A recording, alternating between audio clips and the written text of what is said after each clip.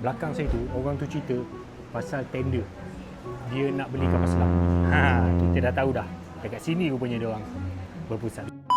Dulu masa kecil-kecil kan, kat sinilah tempat saya dengan Pak Ade Musa main ikan laga, basikal lajak apa semua. Dia sekarang dah lain, level international main Harley. Saya macam biasa lah, projek jago yang tak siap-siap lagi kan.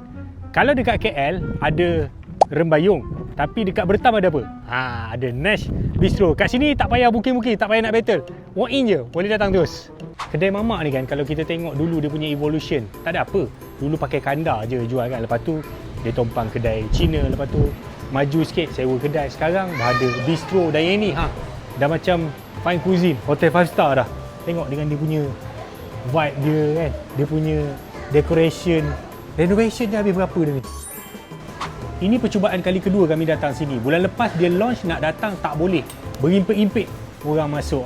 Kebetulan kami datang balik sebab review Bertam Resort. Lepas ni kami lapar, okey, teringat kedai ni, so kita datang weekdays, aman sikit, tak ramai orang. Kita ni biasa lah kan, reviewer, kenalah jadi yang pertama. Rembayung tu, Rembayung sampai sudah kita tak dapat masuk lagi. So kita order yang ni makan dekat sini. Sini dia punya vibe, suasana dia tu memang selesa lah. Kalau nak datang buat family, nak bincang pasal bisnes. Tadi belakang saya tu, orang tu cerita pasal tender. Dia nak beli kapal selam. Kita dah tahu dah. Dekat sini rupanya dia orang berpusat. Bismillahirrahmanirrahim.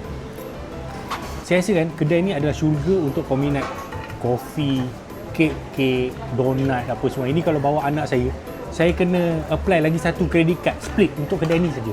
Punyalah banyak makanan dia, memang heaven lah. Kedai dia dibuka 7.30 pagi sampai 12 malam. Cuma hari Jumaat tu dia break sekejap masa solat Jumaat, 12 sampai 2.30 macam tu lah.